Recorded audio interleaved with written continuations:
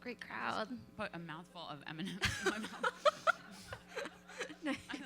I was sitting back there enjoying everybody else speaking. You keep chewing, and I'll just now and then, Field of Dreams, Uncle Buck, coming soon, 200 Cigarettes, but then more recently, Transparent, which is, I'm going to cuss a lot maybe, because I do sometimes, which is an fucking incredible show with amazing performances and girls and Emmy-nominated badass over here.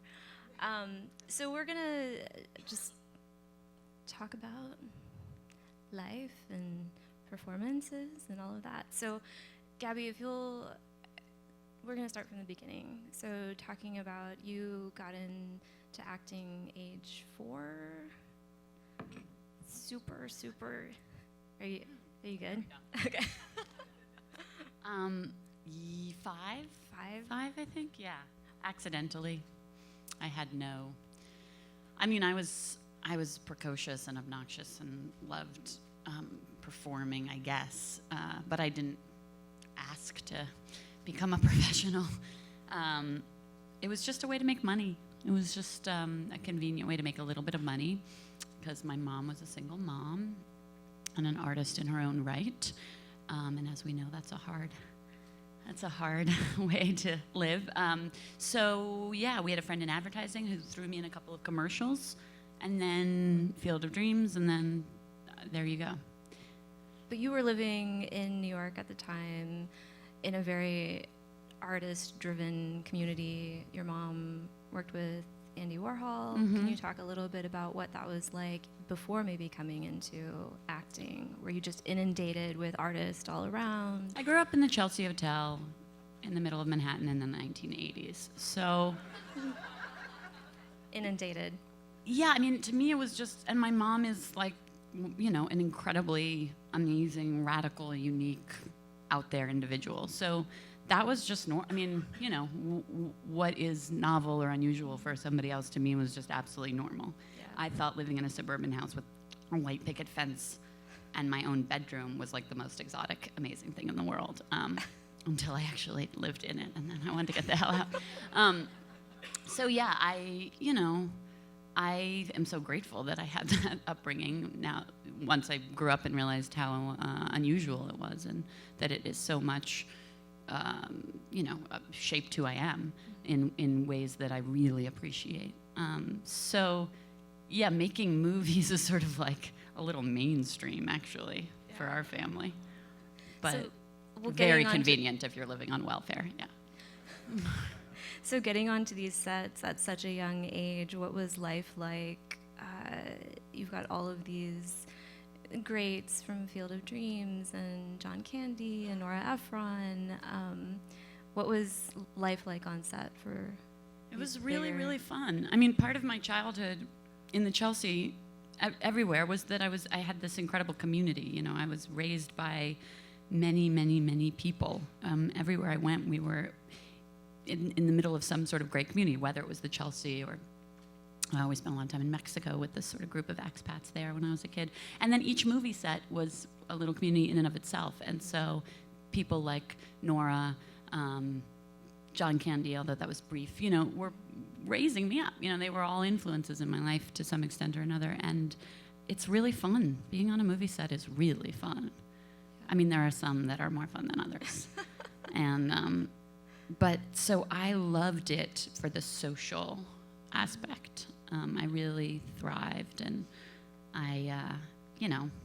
Field of Dreams, like hanging out with the baseball, like that was my fantasy. I played gin and catch with the baseball players, and like I could have stayed there forever. So yeah. And in terms of sort of your education in acting, were you taking any classes at that tender age, or was this just something that came very naturally? Yeah, I never studied. It just came naturally. It was also not something that I thought about beyond the moment. I didn't think I would be an actor. I didn't think about the career. I mean, I was a kid, but even as I grew up, from month to month, it would change. I would come home and say, like, I miss school. I don't want to do this anymore, and I would quit and go back to 3rd grade, and then that would get boring after like 3 months, and I would say, okay, I want to make another movie. And my mom was not a typical stage mother at all. You know, she would, "You're right, this is awful, horrible, you're never making another movie, you're going back to school." And then a few months would pass and say, "I'm ready, okay, let's do another one." So, you know, I was just like a kid who on any given day, like, had a different interest. But, and that was pretty much how I felt about it until fairly recently. You know, I just, as a teenager, it was also just sort of like what I did, and my friends were doing it, and if it seemed fun, I would do it, and if not, I wouldn't, and I just wanted to go to college and like start my normal life was how I saw it. Who were at those younger ages? Who were exciting to you? Who were people that you looked up to, whether it was in the world of film or outside of the world of film? Or what other kind of interests were you? My sister.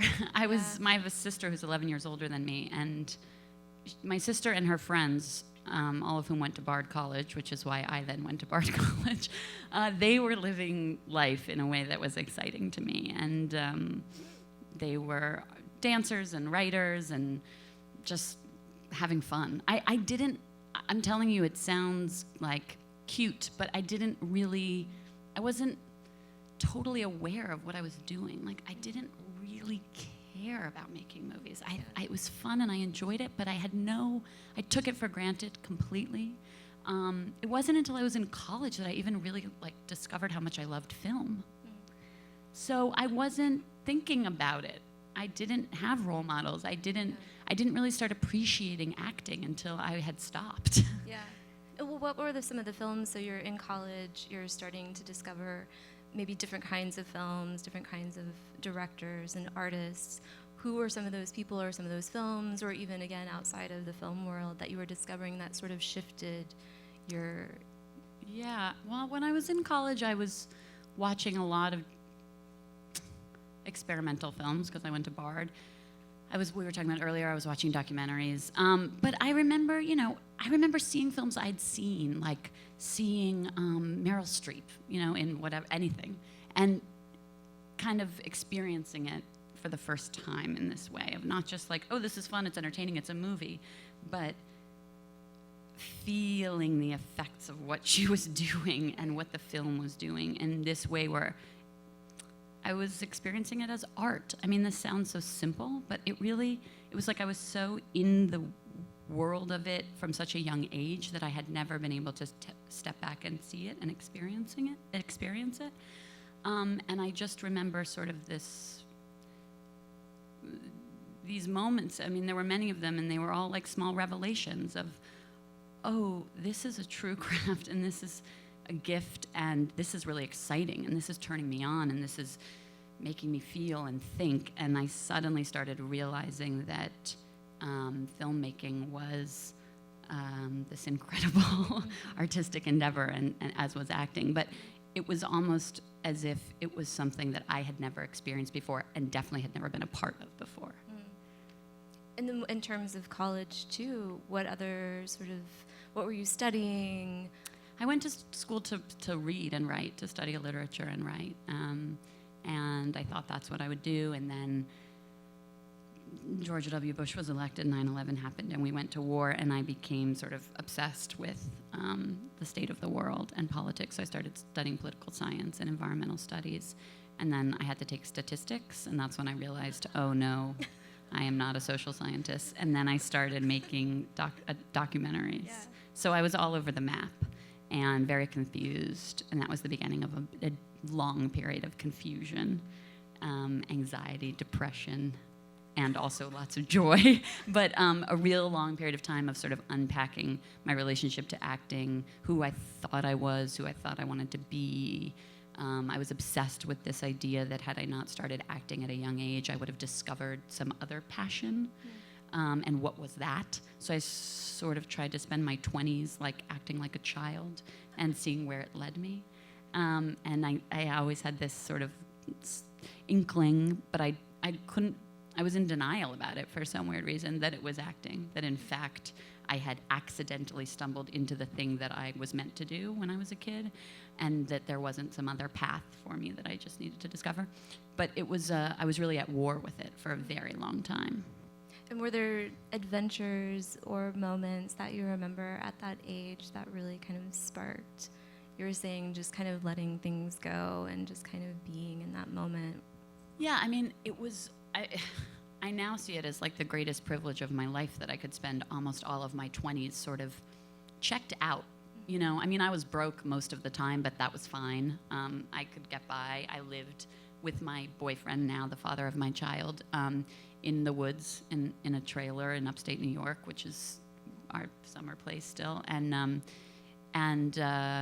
just read and cooked and swam and freaked out and discovered, you know, who I really was as much as you can at any given moment in your life and what my priorities were. And I did it all sort of without having to participate in not just the industry or not just in the public eye, but even in like, I didn't even have to have a job most of the time. So it was a real gift. And it meant that when I finally did come back to acting, you know, I was able to do that from a place of real stability, just in terms of myself and being grounded in a life outside of the industry and outside of my career. And I think that's really, really important. And it has a lot to do with why I think I have a pretty healthy relationship to it and I can really enjoy it. Yeah. So, yeah, it was a really hard time in my life. Being confused and not knowing what you want to do is like miserable and painful, but I'm so glad that I had it. Mm-hmm. Yeah. And then what was that moment where you did come back? Like, was it a script? Was it a director? Was it? No, it was my boyfriend. We were up in this place in the woods, and it was like I would get these auditions, and I would have a complete spiral. I would have an anxiety attack that started with, okay, there's an audition for this thing. Do I want to drive 3.5 hours to the city to audition for it? Do I even want to, even if I got it, would I even want to be in this thing? Would I even want to be in anything? I hate this thing. But what else do I know how to do? How am I going to pay the bills? Who am I? What is it? And it would happen like once a week for years. And sometimes I would do the thing and I would be there and I would be miserable. And other times I wouldn't do the thing and I would be up there freaking out because I didn't have any money and I didn't know how it was. And my boyfriend one day just like walked me out to the edge of this field behind the woods, behind our place. And he said, you cannot do this anymore. It's driving you insane. You have to just, I don't know what it is, whether maybe you want to go spend a few months taking acting classes and seeing what that feels like, or go to therapy or something. This is driving you crazy. I mean, he was right. I was miserable. And so it was just this moment where I thought, okay, I'm going to spend a year saying yes. I'm going to spend a year turning toward this thing, which I am, for some reason, like defending myself against at every turn. And it's not like jobs were being thrown my way. It was hard to get a job. I hadn't acted in like 10 years. But anything else, I was like, sure, like somebody would offer, do you want to build stone walls? Do you want to cook? Sure, I was open to the world in every way except for this one thing. Wow. So I thought, I'm going to give myself over to acting the way that I do. I'm going to pay it as much attention and respect as I do making breakfast. And it was, I mean, the world doesn't always work this way, but I believe in this kind of stuff. The second I turned toward it, it sort of turned toward me. And within a couple weeks of just making that choice internally, I was on a movie set and I was loving it. And then within weeks, I was in Chile working with Sebastian Silva, who was like my favorite filmmaker at the time. Yeah. So, I do believe if you can sort of open your heart and open yourself up to something, it will have its way with you in the way that it should. Yeah. Can you talk a little bit about whether it was that first film when you were coming back to or working with Sebastian and how that process may have been so different from when you were a kid and working on some of these bigger films, or how was that different for you? What was different and what was exciting and what still drives me now, I mean, this was only a few years ago, I was curious. I was suddenly curious. When I was a kid, I wasn't curious. I mean, I happened to be good enough that I could do this thing, and so it was kind of easy because it wasn't hard, and, they kept giving me jobs and whatever. But now I was truly curious. How do I feel about this? Oh my God. I like it. It's interesting. Am I good at it? What does it feel like? How do I do it? Do I have a process? And I still feel that way. So that's really exciting because it's energizing. And, you know, I felt like I'd never done it before. And I really hadn't as an adult, I mean, as the person that I you know, was becoming. So it's still kind of, it's wondrous for me. And in terms, because I know Crystal Fairy was based on a real woman, correct? And was there anything about that where you and Sebastian were having these conversations about that real person, or was there any hesitation for you playing someone that he knew?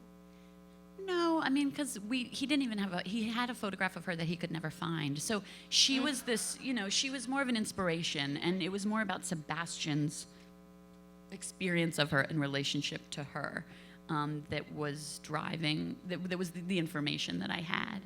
Right. No, I felt a sense of freedom that, you know, I probably wouldn't have had I even seen a photograph of her. Interesting. Yeah. And in terms of the process of that one, were you guys, how scripted, unscripted? There was no script. There was just an outline for the story, so it was completely improvised. And were you guys rehearsing prior to the camera rolling, or was it pure? No. Yeah, no. Okay. Yeah. I don't know how we did it. I still don't. When Sebastian called me, Sebastian and I had made this web series together for HBO Go. That was the magical things were starting to happen in my life at this point. Like I had, over the course of those 10 years where I was not sure how I felt about acting, I had gone to Sundance. We had driven to Sundance from LA to see a friend's film, and we were there for 24 hours, and we were like, we got to get out of here. It was miserable. And I mean, it's not, I love Sundance, but it was just a hard time. And before we left, I was like, we have to see one movie. We're you know, supposedly we love film, we're here, we have to see one movie. And I flipped through the catalog, and this image caught my attention, and it was the poster for The Maid. And I'd never heard of Sebastian or anything. And I said, this looks interesting, let's go. It happened to be starting in an hour. We happened to get in. It is one of the most extraordinary films ever made. Sebastian was there doing a Q&A. And it was one of these moments, and I only had a handful of them over this period of time, where I thought, okay, if people are out there making movies like this, I think I want to try to do it. Like, I would have these moments where I would see a performance or a film, and it would grab me back in, and it would have me by the, you know, what is this, the neck skin, and I would think, fuck, I can't do something else. And it was a fuck. Like, it was such a relief to think, like, oh, I'm going to be a doula, or maybe I love to cook. And then something would, like, punch me in the gut and grab me and drag me back in. I'd be like, fuck, I think I need to do this thing. And seeing The Maid was one of those moments. But I never thought I'd work with Sebastian. I mean, the film was in Spanish, he's Chilean, and within a year, like, I got an email saying, do you speak French? And I said, no, but why? Oh, nothing, there's this project, but you have to speak French, but never mind. And I had this feeling, and I was like, what is the project? What is it? And it was, oh, this guy, Sebastian Silva. And I was like, yes, I speak French, just get me in the room. And, you know, I somehow convinced him that I could speak French, which I can't, especially French-Canadian. And anyway, so we made this thing together, and we became good friends. And so he called me and said, I'm going to go down to Chile, and I want to make this movie, and it's improvised, and it's based on this thing. And I was like, of course, I'll jump out of the plane, whatever you want me to do, but I don't know why you think I can improvise, because I can't, and it's going to be a disaster. But he had the confidence that we could, and I still don't know how we did it. It's effortless. It's such a beautiful performance. Sorry. Thank you. But yeah, I mean, it was the first moment where, I mean, that was the film that I think where it really clicked, where I thought, okay, this is it. I'm going back in. And it was this moment where I realized that I didn't have to figure it out, that I still don't know what I do or how I do it or anything. And it's almost like a blackout, thinking back to Crystal Fairy. Yeah. But yeah, it was this thing of like, oh, I don't have to think about this. I don't have to figure this out. I don't have to wonder about this. I certainly don't have to be in pain trying to analyze it. I can just show up, and it's this other thing. And it was that was the moment of discovery, Crystal Fairy. Yeah. And how, I mean, I know with Crystal Fairy and with Transparent, like how are these directors that you're working with protecting that space for you as an actor and for all of the actors to really? I don't know. I mean, with Transparent and Crystal Fairy, I mean, Jill Soloway and Sebastian Silva, and I don't use this word lightly because people do these days, they're both geniuses. And what I mean is that they have a genius for this thing. I don't think that they know how they're protecting the space. I mean, they could talk about it, and I could talk about it, but it's really like, it's just what they do. Yeah. They kind of can't help it, you know? Right. So if you can just trust it, and that's hard, and that's really hard. If you can just trust it and give yourself over to it, then you're protected in that space. But it's not defined what the space is or how it's being created. You can't see the structure, so you have to really dive in and give yourself over.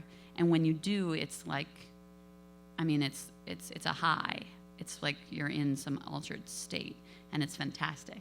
And if you can't, it's terrifying and miserable. Yeah.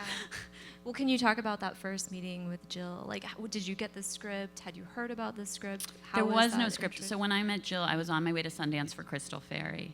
And I got an email or something saying there's a filmmaker there. She has a film there, Afternoon Delight, and she wants to meet you. And so I went to see the movie, and I went to a dinner she hosted, and we had her movie Afternoon Delight is incredible. And Catherine Hahn gives one of the best performances of the last 10 years. And so I was so excited. And we went to lunch, and there was an immediate energy, you know, it was a familiarity that Jill and I had immediately. And she started telling me about this idea she had, because her parent had just come out, and she had seen me in Louis, and something had struck a chord. So we just had this lunch, and she pitched me this idea, and I thought, well, that's an incredible idea. Nobody's ever going to let us do that, but sure. And we just started playing around. We were in L.A., and Jimmy Frona, who's our DP, and Jill and I just went out to the park and started shooting scenes that she had written. And at one point, the park ranger came and kicked us out of the park. So we went to her friend, I think it was Genji Cohan, somebody's backyard,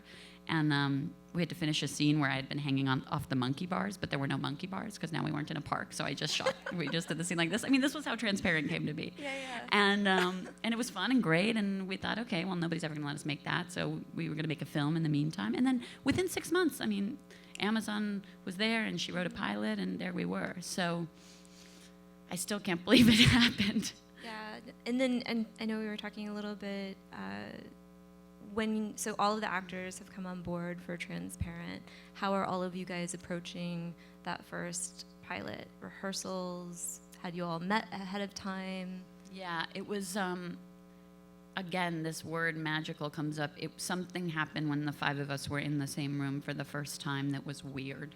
Mm-hmm. I mean, Jill and Jeffrey and Judith had known each other, but we were just instantly a family. It sounds whatever, but it's so true, and there's no way to talk about it without saying it.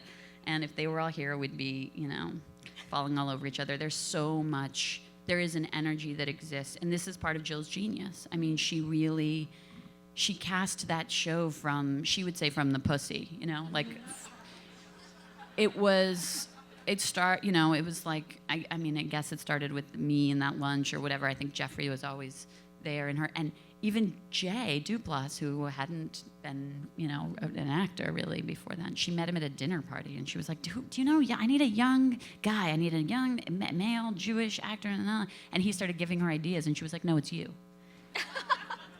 And this was like weeks before we started shooting. Wow. And he was like, what do you do? No, I can't. He was about to, you know, Togetherness was just coming together, his own show on HBO that he writes and directs. And she was like, no, it's you.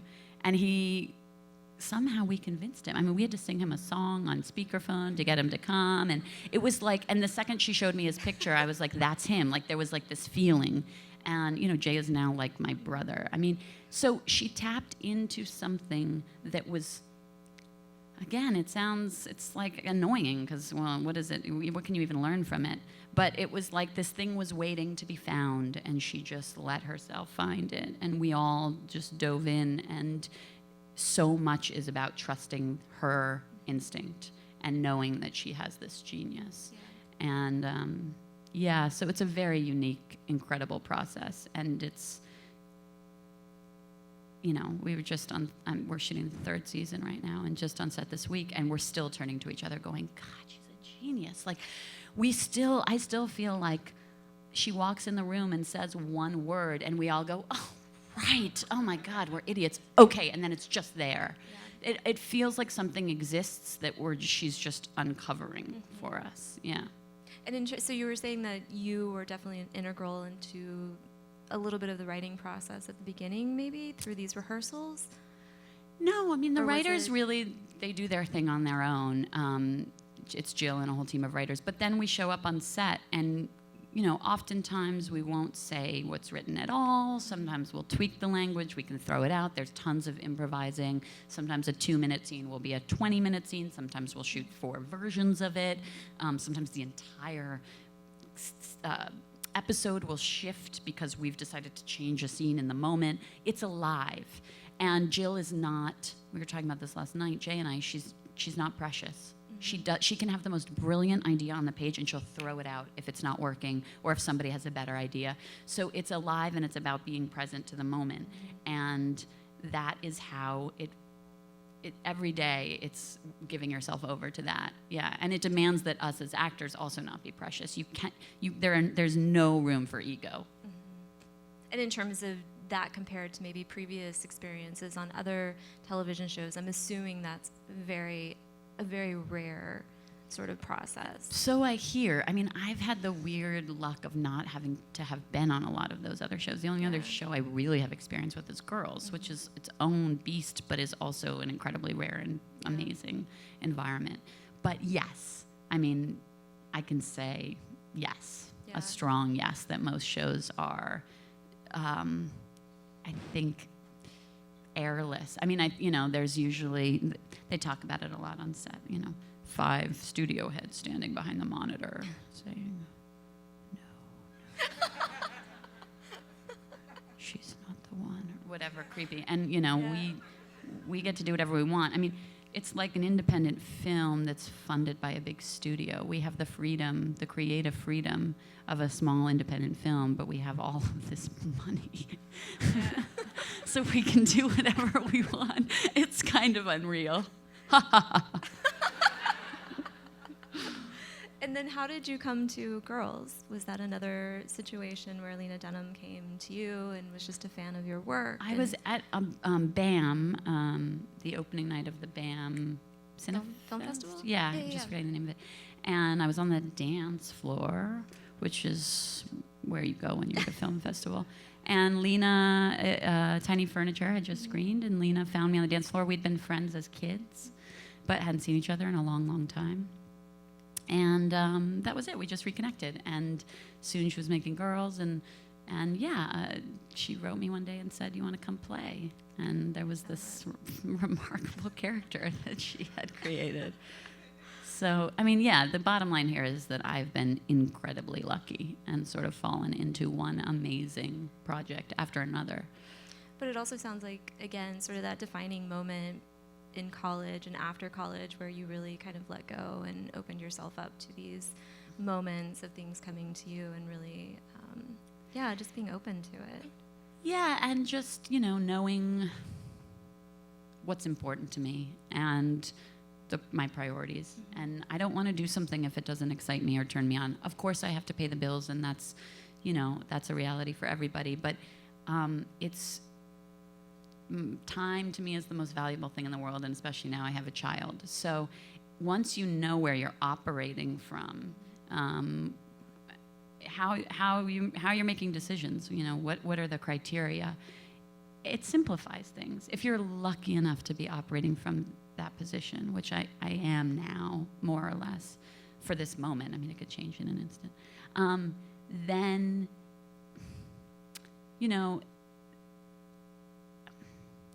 then you're able to really dive in completely and fully because you're only somewhere that you really, really want to be. And I've been lucky enough to be able to be in places like that, and you find each other. It's actually kind of a small community, so you find each other when your priorities are aligned. And I think that's what's happened to me again and again. And then in terms of other projects outside of Transparent and Girls, and when you're getting a script or when someone's reaching out to you, what's connecting to you from the page, or is it the director, or what's exciting you about? It's always something different. I mean, obviously the writing has to be there in the writing, but it might be that you know, there's something in the character that you just are so curious about and you just feel like you have to find out, or it might be the person. I mean, you know, of course, at this point, you know, anything Sebastian Silva or Jill, you know, I'd show up for anything. But right now, I'm excited to do things that I don't know how or if I know how to do, you know? So, to me, what's exciting about acting is the self-discovery. It's always an investigation. And so what does that mean for me on any given day? And that's going to be different each and every day. Yeah, I love it. Well, I know we're having to open up to questions. Oh my God, really? I know, right? I feel like I'm stoned. I'm definitely not. I feel like I'm stoned, and I feel like we've been here for 5 minutes. I know, and I had all these questions, and I'm like, but I think I love, no, this was awesome. I mean, I'm greedily asking a bunch of stuff that I want to know because I think you're awesome. So we have a microphone over here. So please, anyone who please. Mallory. Hi, Kat. Hello. Well, I was rudely late to this, so I don't have a question to ask because it could have been covered in the first 30 minutes, but I just wanted to compliment you, Gaby, because I think you've got a spectacular energy that's so positive and genuine. And I think you're making incredible choices, and I think it works both ways, that all the people who get to meet you and work with you, it's magic for them too. And thank you so much for coming. I think as a woman and just as a human being, you're a great example. Thank you so much. That is so nice. I feel like I have such a low, weird energy right now that it's nice to hear you say that. What other questions do you guys have? Yeah.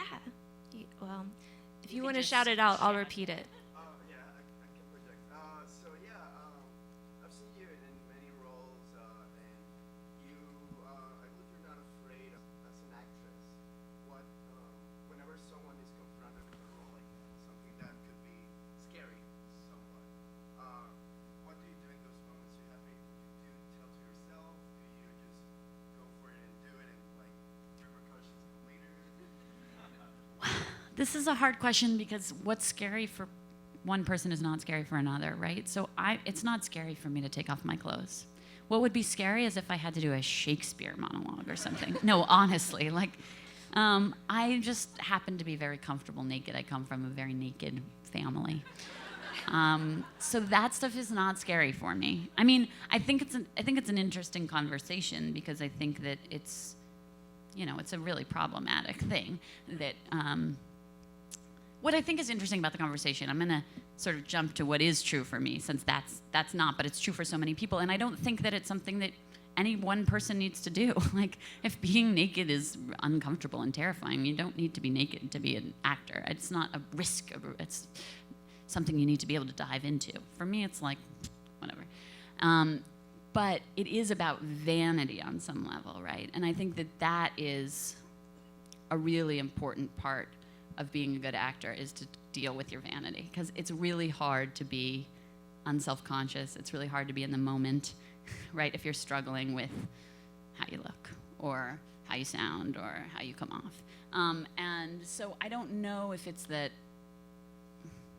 somebody just asked me this question earlier, I don't know if it's bravery or courage or whatever when it comes to the nudity, but to me I connect it to a sense of vanity. And that is something that for some reason at a very young age I was able to reject. I just hated vanity. And of course I have it. I mean, I'm a human, but I have noticed, I have realized of late that it's not present when I'm working. And I think that's one of the things that makes it easy for me to do stuff like that, is I can really be present in the moment and forget about myself as a physical being, right? So I can just inhabit my body and I'm not outside of it looking at it. And there's not something I have to overcome to get to where I want to get emotionally. So I don't think anybody can learn. I mean, I don't know what to say about the nudity stuff. That's you have to deal with on your own if that's something that's interesting to you. But I think that really contending with your own sense of vanity is a good practice for an actor. It's much easier if you're not thinking about that shit. Yeah. Hi. Can you tell us about your experience filming in South America, in Chile? Yeah, I mean, I loved it. We had this incredible 2 weeks in Santiago before we started filming. We didn't rehearse. We just all sort of hung out and drank and talked and played guitar. Michael Cera played guitar. I didn't play guitar. Yeah, it was just an incredible community. I mean, Sebastian is from there, so the film, we had a tiny little crew there. I think there were 14 of us, but they were all, they were all his friends, and we shot the party scene at his friend's apartment. And so it was just, one of the most delightful things about being an actor is that you get to go and live another life for a brief period of time and be a part of a community. And so it was a real gift for me to be down there, injected into the heart of this community of artists. Are you Chilean? No, from Bolivia. Oh, from Bolivia. Yeah, there was this, there's something in the air down there other than the San Pedro cactus. There's something in the air. It was such a, I didn't know how I was going to do. It was such a leap into the unknown that to be in a foreign country and not speak the language really was kind of a great tool. Did you really try the San Pedro? Or Yeah, I did you- drank the San Pedro. A couple of doses. Yeah. This is definitely going to sound like a question from the oldest person in the room, probably. But Transparent, my family loves that show for many reasons, but one of them is it's the most Jewish show I've ever seen anywhere. I mean, it makes Fiddler on the Roof look like Agnes of God. I mean, does Jill, you guys have the nuances, culturally, as far as the holidays, the attitudes of growing up, being gay in a Jewish family, which we have experienced within our family a lot. I think it's genetic all over with us. How has Jill approached that with you? Is it something that's consciously taken on? Yeah, Jill is Jewish, and it's a big part of her life. And so I'm not Jewish, which is like a weird, dirty little secret. Did you change your name to Hoffman so that you could pass? Yeah, Gaby Hoffmann, it's a pseudonym. I grew up in New York City, so I'm Jewish. That. I love that people still laugh at that. Every time I say it, I'm like, I can't believe I'm doing this old joke, but it still gets people. But did she have like seders with you or like Shabbat dinners with you guys? So you could, because No, they feel so authentic. Well, I have been to a Shabbat dinner at Jill's house years ago. No, we don't we're not, she's not schooling us in being Jewish. Jeffrey and Judith are Jewish, and I am Jewish. We're all familiar enough that it's not a stretch. But I love Jew. I was raised by a woman who was raised Catholic, and then ran off to New York and joined the Andy Warhol factory and rejected everything about Catholicism. And my best friends and upstairs neighbors were Jewish, were Israeli, and so I kind of grew up celebrating with them, celebrating Jewish holidays with them and going to temples. So I love Jewish tradition, and it's kind of a fun part of the show for me to be able to engage on that. But it's just it's just there in the writing like anything else. It's so much a part of Jill's makeup, the fiber of her being, that it's just present always. Thank you. Yeah. Can you describe how do you feel in the process to be famous? Do you talk about like that? And I wanna know. I'm not really famous. Yes, you are. You are here. I don't feel it. I don't. Definitely more people recognize me now with Transparent, and usually it's a lovely, brief, respectful interaction that I have on the street, and I love engaging with people. So it's pleasant. And other than that, honestly, I don't notice it. Sorry, that's a boring answer. I don't want to be famous is the truth. I want to be able to make work and keep acting, and I really love it.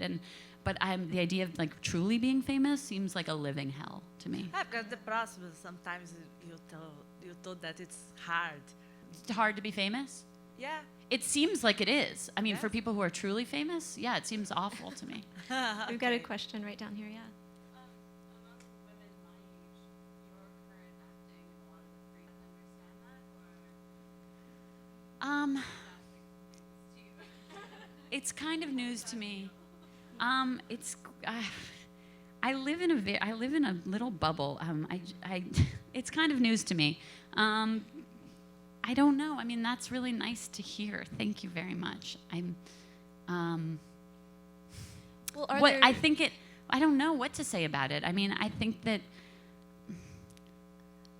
I feel like I live in the world in a way that I feel pretty good about. Like I mean, I struggle, and of course, I feel like I'm actually struggling this morning.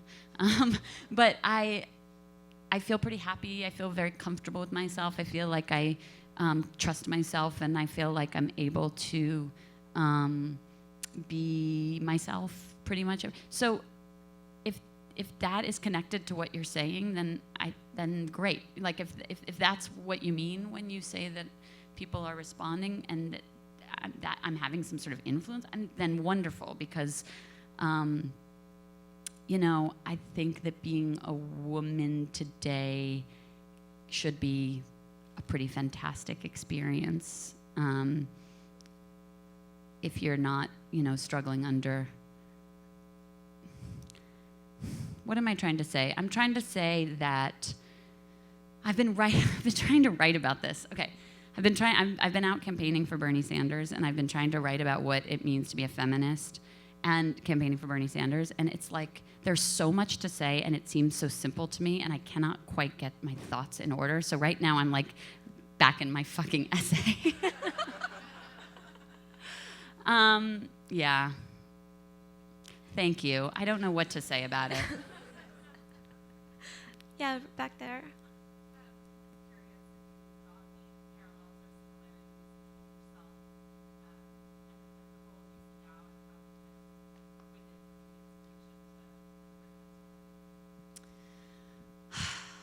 Yeah.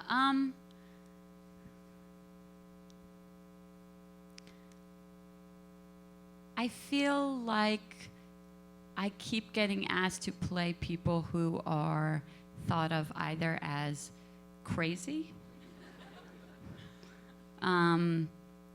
obnoxious, or like wild and out there. So I'm afraid of what that means in terms of your question. I don't know. I think that I don't think of myself as a provocative person. You know, this goes back to this question. I live in a bit of a bubble, and when I realize that these things are provocative, right? I have this moment of like realizing my own naivete, like, oh right, the world still is very different than how I experience it and live in it. And if something that I'm doing is changing that, great.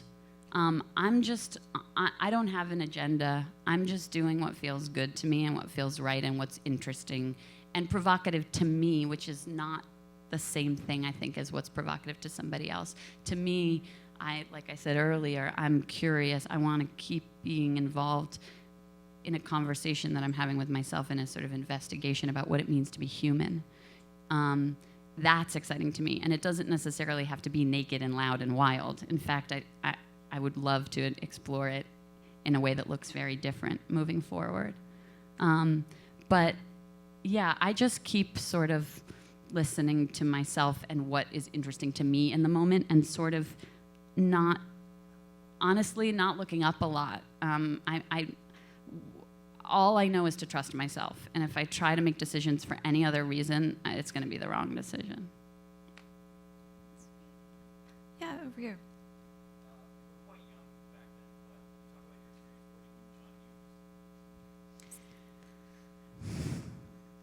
I don't think John Hughes liked me. Yeah, I mean, I don't. I remember that he loved Mac Macaulay, and he really didn't pay any attention to me. So John Candy, I remember one day like really feeling that, like, God, this guy doesn't fucking like me, and I'm 7, and I need somebody to tell me what to do. And John Candy like tapped it. I could see noticed that, and he sat down next to me and put his arm around me and said, "Do you know what's going on?" And I said, "No." And he said, "Here's what's going on." So I love the movie. I mean, I'm a huge John Hughes fan, but I don't think he was a big fan of mine. So I don't have a lot of memories of him, honestly. Yeah, sorry. But that's a good memory of John Candy. What? That's a good memory It's of great. John I Candy. love John Candy Yeah. so much. I think 1 or 2 more questions. Yeah, back here. Yeah. Yeah.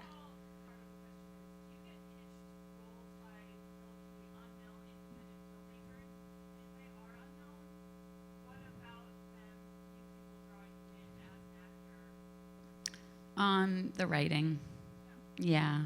And, you know, or sometimes it's, you know, sometimes you meet somebody before you've read their screenplay and you feel something, you feel a connection. It's really hard to write a good screenplay. I mean, most of them are really bad, even the ones that turn into good movies.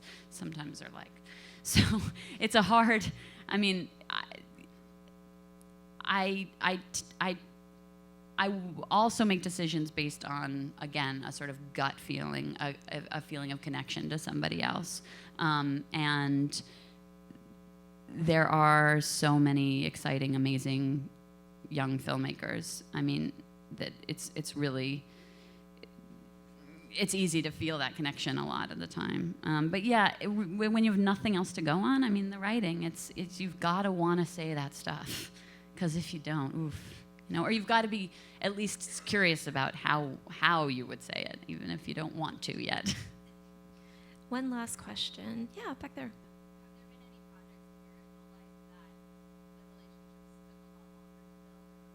Yeah, sometimes it doesn't happen at all.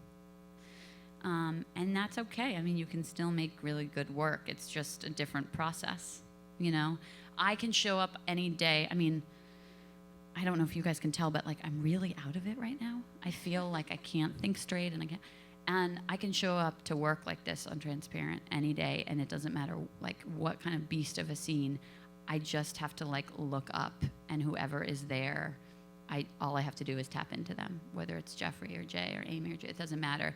The connections are so strong that you're just in it, you know? I could be half asleep, and they will hold me. And then there are times when the connections aren't there at all, and you really have to be, you really got to work, you know? And that's exciting and great and interesting, too. Each moment, I mean, each project, each experience I've had as an actor is completely its own beast. And I've never studied, I don't have a process, I don't have a method, I don't know what the fuck I'm doing. And that serves me in that I can show up anywhere and sort of respond to what's demanded of me that right then and there. And oftentimes it's like confusing and hard and scary, and I'm like, oh, I'm not connected to this person, and I have to be, and so I have to get there a different way. That's more often the case than not. I mean, I'm lucky enough that I've been on some pretty amazing projects, and I do feel that connection a lot of the time, but more often than not, I think you're sort of in it in your own world, you know, in it on your own, yeah. And on that note, I'm going to say thank you for being an extraordinary, completely honest artist and connecting and inspiring all of us. Thank you. And please, please, please continue to do that. Thank you. I'll try. Thank you, Thanks, guys.